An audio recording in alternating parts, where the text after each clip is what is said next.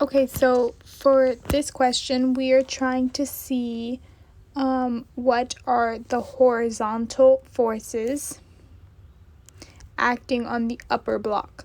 So on this block, we're trying to see what forces are acting on A.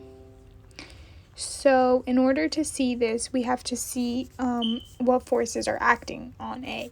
So we have that there's a force acting on the lower box, which is 100 newtons. And we have a box here that's A.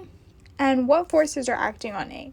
So the forces acting on A are mg, which is the weight, times the gravity, and also the normal force, which is the forces acting on B acting on A. So we see that there are vertical forces acting on A.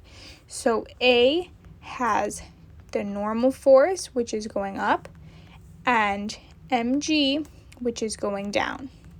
But it doesn't have any forces that are going in the horizontal direction, because this force of 100 newtons, while it is moving box A, it's not a force that's directly acting on A. So the answer is that there is no forces that are horizontal acting on A.